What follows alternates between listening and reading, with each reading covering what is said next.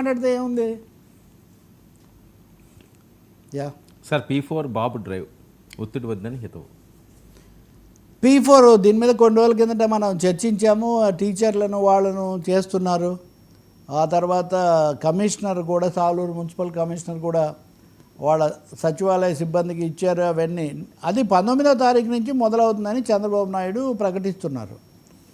80,000 కుటుంబాలు P4. ఇదిగోండి, ఈ P4లో స్వచ్ఛందంగా వచ్చే వాళ్ళనే తీసుకోండి, మీరు ఒత్తిడి పెట్టకండి అనే ఒక హితబోధ ఆయన చేస్తున్నారు. అంటే మీడియాలో, రాజకీయ వర్గాల్లో, ప్రజా సంఘాల్లో, ముఖ్యంగా టీచర్ల నుంచి ఇది ఎక్కువగా వచ్చింది కదా.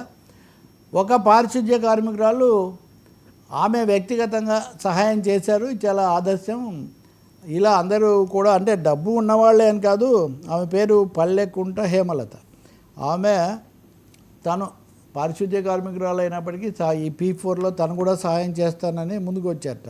మొత్తం మీద వీళ్ళందరూ కలిసి ఒక 1,00,000 మంది మార్గదర్శులను గుర్తించారట.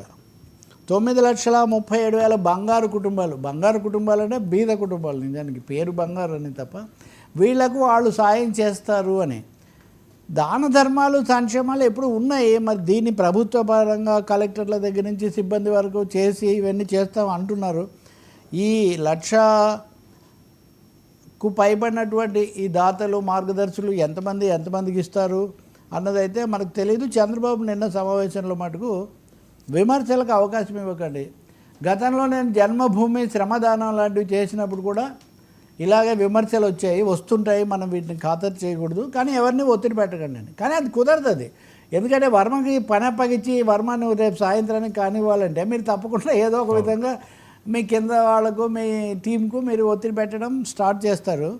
అన్నింటినీ మించి ఐచ్ఛికంగా, స్వచ్ఛందంగా, దాన ధర్మంగా జరిగేది ప్రభుత్వ పథకంగా మార్చి దాని కోటాలు ఇవి పెట్టడం, వీటి ఆధారంగా 2029 నాటికి పేదరికం నిర్మూలన అంటారు. అదైతే జరగదు. నేను అంతవరకు చెప్తాను. 2029కి పేదరిక నిర్మూలన స్థాయిలో దాన ధర్మాలు వస్తాయని మనం చెప్పలేము. కానీ తెలిసిన ఉద్యోగులు లేకపోతే ఇట్లా రోజులు చెప్పేది అంటే కొంత ఇబ్బందిగానే ఉంది. కాకపోతే తమకు ఏదైనా జరుగుతుందేమో వస్తారంటున్నారు. చూడాలి 19 నుంచి ప్రాక్టికల్గా ఎలాంటి ఇది ఉంటుంది. ఎక్కువ మంది ఉద్యోగాలు అడుగుతున్నారని ఒక సర్వే చేశారు. ఈ సర్వేలో 30% పైగా ఉద్యోగాలు కావాలని అడిగారు. ఇంకొక గణనీయమైన భాగం ఆరోగ్య సహాయాలు అడిగారు. మరి అవన్నీ P4లో ప్రత్యక్షంగా వచ్చే అవకాశం లేదు, వాళ్ళు చేసిన సర్వే ప్రకారం చూసినా కానీ. కాబట్టి 21% మంది 31% మంది ఉద్యోగాలు, 22% మంది వైద్య సదుపాయం, ఇంకొక 9 లేదా 10% మంది చిన్న చిన్న వ్యాపారాలు చేసుకుంటాం, మాకు సహాయం చేయండి అని. ఇది పెద్ద భాగం. కాబట్టి దాన ధర్మాలు ఈ స్థాయిలో ఉంటాయా మనం అనుభవంలో మనం చూడాలి. కాకపోతే ఒక సమస్య వస్తుంది, వీళ్లకు ఆ పేరుతో కొన్ని కట్టబెట్టడం జరుగుతుంది. కొన్ని పథకాలు, కొన్ని దారులు, కొన్ని షాపులు, కొన్ని సముదాయాలు వీళ్ళు కల్పిస్తారని. అదైతే జరగకూడదు.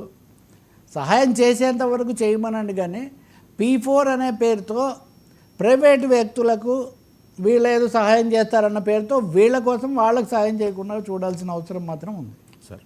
సార్ జూబ్లీ హిల్స్ నుంచి